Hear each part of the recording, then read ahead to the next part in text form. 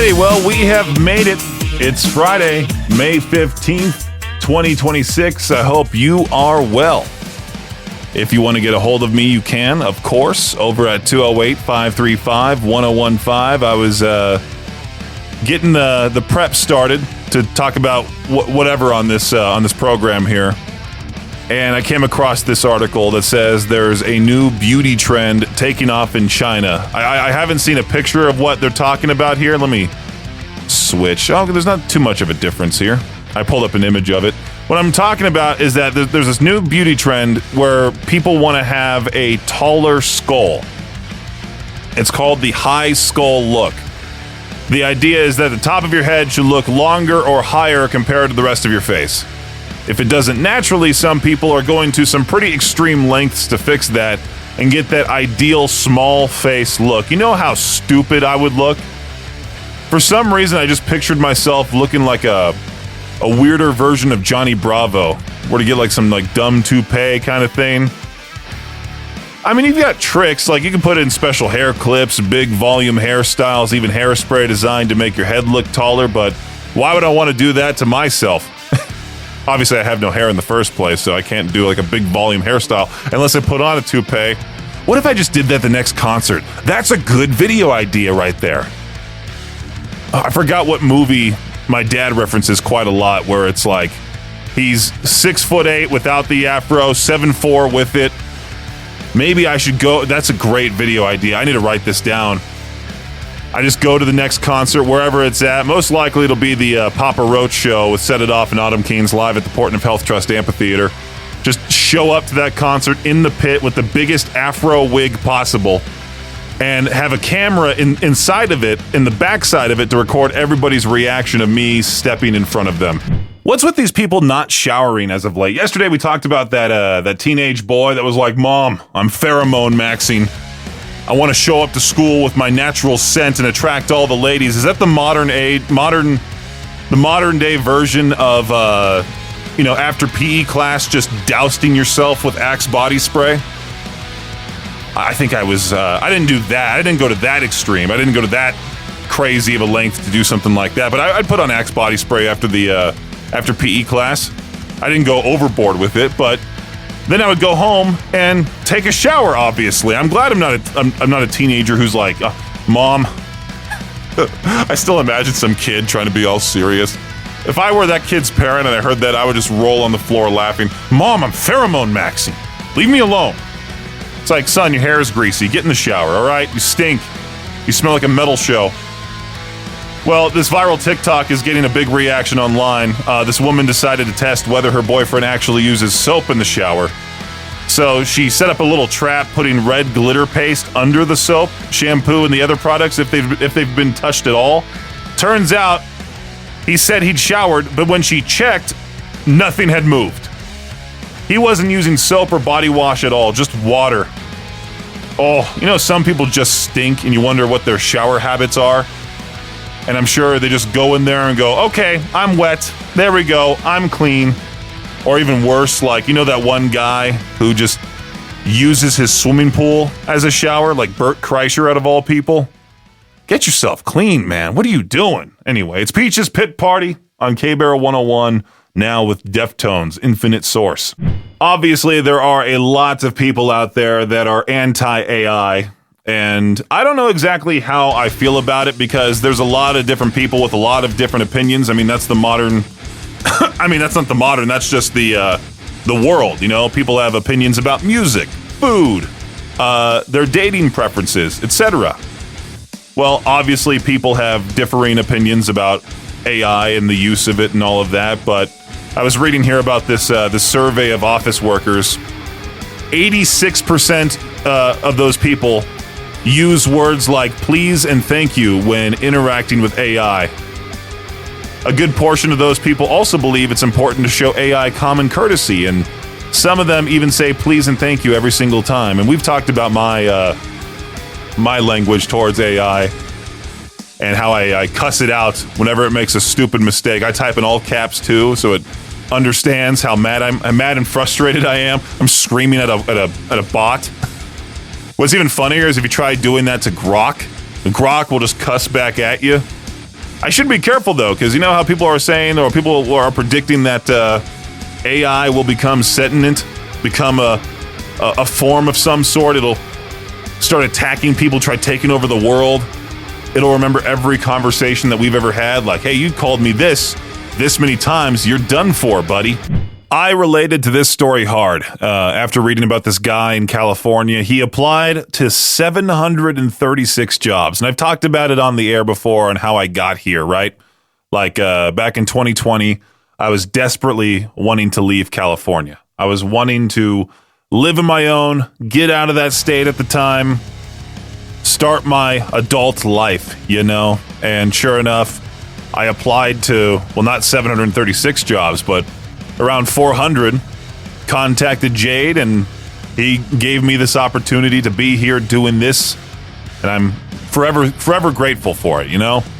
But this guy, he applied to 736 jobs, barely got responses, and I think a lot of people are quietly going through this whole thing right now, going through the whole, like, you hear nobody wants to work anymore, but then you talk to actual people sending out resumes, and it's automated rejection emails, ghosted applications, jobs requiring 5 years experience for entry-level pay, interviews that go absolutely nowhere.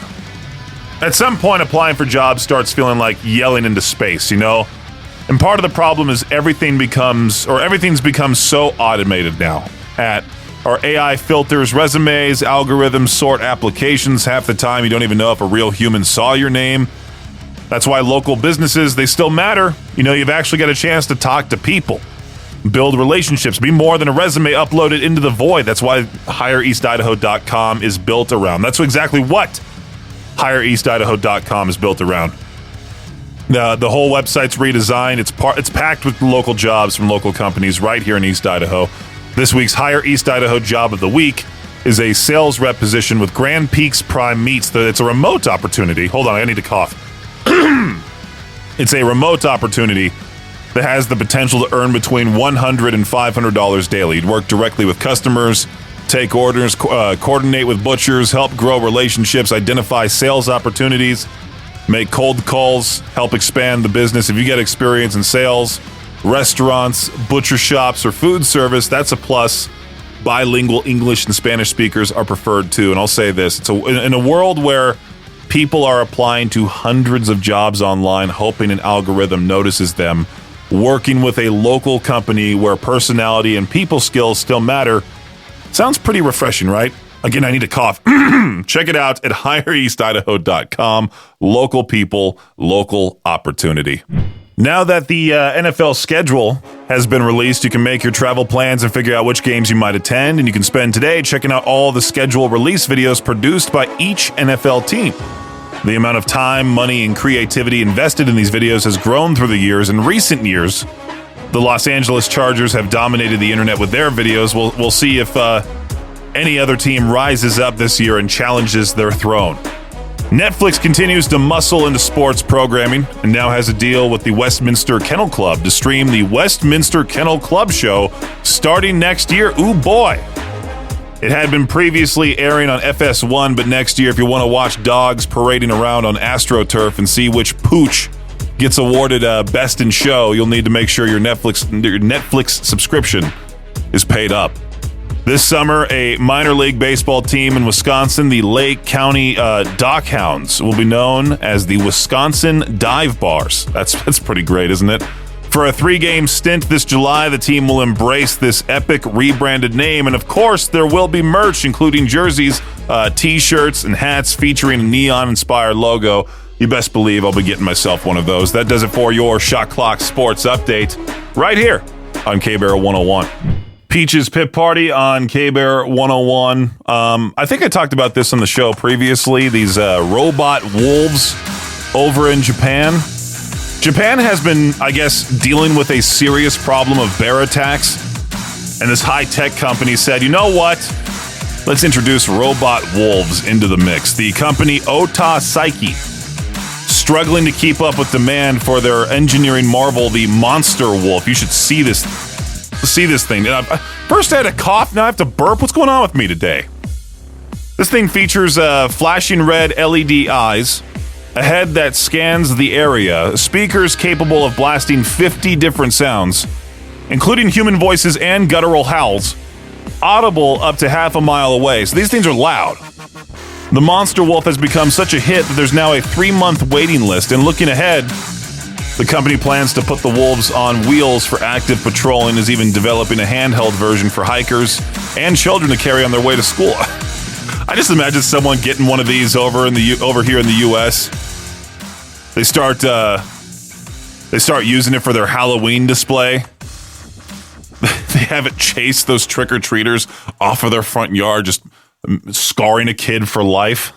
Anyway, it's Rob Zombie right now. I'm a rock and roller on K-Bear 101. There's a woman who went viral a couple of years ago because of the most unfortunate work email situation imaginable. Her name is Samantha Hart, which meant every company that used first initial plus last name for employee emails accidentally turned her into, I can't even say it, but you probably get it, right? shart@company.com. And you know HR had to approach that conversation carefully every single time. It's like, hi, Samantha. Unfortunately, the automated system has created a situation. She would start new jobs and companies would contact her before day one, basically going, yeah, we may need to tweak your email format a little. Now the update is she got married and changed her last name, officially ending the S. Hart era forever, and good for her. There's no coming back from accidentally becoming bathroom humor every time somebody emails payroll. The funniest part is she leaned all the way into the joke, too, which, I mean, you have to, right? At her wedding, they apparently had little decorations that said, S. Hart no more. Again, I can't say the full word, I don't think. That's the correct response. I mean, if you have a funny last name like me, or her, you gotta roll with it, right? You can't just be a anti-joke person your whole life. You gotta laugh. If you're trying to find something fun to do with the family once summer really gets rolling, this is a good one to throw on the calendar. The Ronald McDonald House Charities of Idaho Family Fun Run and Carnival is happening Saturday, June 20th at 9 a.m. at Snake River Landing in Idaho Falls. They've got fun runs, carnival games, food, music, activities for all ages. Basically, one of those events where the kids are going to burn off enough energy to actually sleep later. And the money goes towards the Ronald McDonald House Family Room, helping families who have children in the hospital nearby. That support means a lot more than people realize until they suddenly need it themselves. You know, plus this is East Idaho. People here usually show up pretty big when there's a chance to help out local families. So grab some friends, bring the kids out, pretend cardio is exciting for a morning. If you're not that into it, make a day out of it. You can get registered right now for this, the Ronald McDonald House Charities of Idaho Family Fun Run and Carnival. You can get registered and find out more information about it through the link through the station apps. Yesterday, I talked about that kid refusing to shower for 10 days because he thought it would somehow make him more attractive. You know, he was pheromone maxing. Now there's another trend doctors are warning people about, and man, the internet really needs supervision. Young guys online are trying these weird enhancement techniques they're getting from influencers and forums, and people are actually hurting themselves over it. Doctors are talking infections, injuries, all kinds of problems. I'm trying my best to work my way around this one. It involves a certain part on the man, if you catch my drift. I miss when terrible teenage ideas were simple. Sneaking out, jumping your bike off something you absolutely shouldn't, shopping cart races. Now I watched a guy on TikTok explain human biology in a tank top for like 40 seconds, and somewhere there's a doctor sitting in an exam room having the most exhausting conversation of his career. Every internet trend now sounds like a rejected energy drink flavor, pheromone maxing, whatever the new thing is. At some point, maybe we just bring back normal hobbies. Go fishing, play basketball, learn guitar, take a walk. Not every part of life needs to become a self-optimization experiment run by strangers online. Get off the internet if you're looking into maxing certain things. Maybe it's time to take a break from TikTok. Maybe I should have saved this for What the Headline. There's this story out of Tennessee that sounds like somebody completely lost their mind in a school pickup line. Police say a mom tried to run over students with her car after her daughter was accused of bullying another kid. Your child gets accused of bullying, so your response is allegedly trying to hit children with a vehicle. According to reports, there had always been tension between students, and things escalated after school. Police say witnesses reported the woman driving toward a group of kids, and thankfully nobody was seriously hurt. Some parents, some people overall have just completely forgotten common sense. You know, you've got kids arguing, parents arguing, Facebook posts flying around, somebody threatening lawsuits. School drama, man. Just imagine seeing that unravel. Some mom trying to run over her own kid. Genius of the day, I tell you. A genius of the day winner. There's a story right now about a replica of Kit from Knight Rider getting a speeding ticket in New York City. The only problem is the car has reportedly been sitting inside a museum in Illinois for years. The ticket apparently included photos of a black Trans Am with the Knight license plate speeding through Brooklyn. The museum gets the fine in the mail and has to be sitting there like, did Kit escape? I love that there are enough Knight Rider replica cars out there for this confusion to even happen. That show ended decades ago. There are still thousands of people deeply committed to owning a talking Pontiac Trans Am. Imagine trying to explain this to insurance. No, our movie prop did not drive itself across multiple states and committed traffic violations in the process. The plate connected to several unpaid New York traffic violations too, which means somewhere out there was a fake Kit absolutely terrorizing traffic cameras. Part of me hopes the mystery driver fully commits to the bit too. Red scanner light, David Hasselhoff haircut, talking to the dashboard, just living life like it's 1984. Today's What the Headline comes out of Minnesota. Police pulled a guy over for not wearing a seatbelt. Somehow the situation got way worse from there. Officers discovered 3 children under the age of 3 sitting in the back seat. Then during the stop, one of the toddlers reached into a diaper bag and pulled out a loaded handgun. It's one of the fastest emotional mood swings imaginable. One second it's, sir, you weren't wearing a seatbelt. The next second everyone's, the kid's pointing the gun at the officer. The officer probably pulled out his gun to point at the 3-year-old going, what am I doing?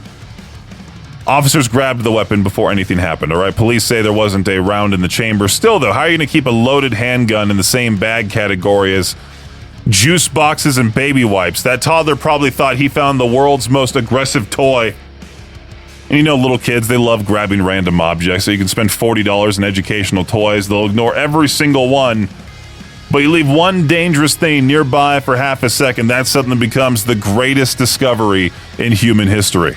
You want some good for you news? This guy, he just recovered about $400,000 in Bitcoin thanks to AI.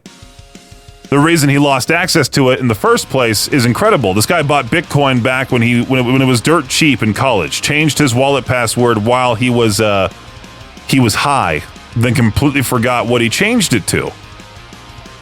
The article says he spent years trying to get back into the account, trillions of password combinations, old notes, random guesses, all of it. Then he finally used AI to help dig through old files from his college computer. I had to burp there for a second. Pieced together enough clues to recover an older backup wallet before the password change happened. Can you imagine? Realizing your college stoner brain accidentally hid $500,000 from your future self? That's brutal. There are definitely people listening right now suddenly panicking about old hard drives in their closet, hoping they also have something like this in there. A dusty Dell laptop from 2011 sitting in a garage holding enough crypto to buy a boat. Wouldn't that be awesome?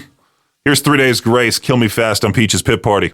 All right, maybe spend an extra 5 minutes in the conference room before approving merch designs. This IndyCar had to pull a shirt this week after people online immediately pointed out that the slogan "One Nation, One Race" was probably not the best choice of words. And look, I understand what they meant.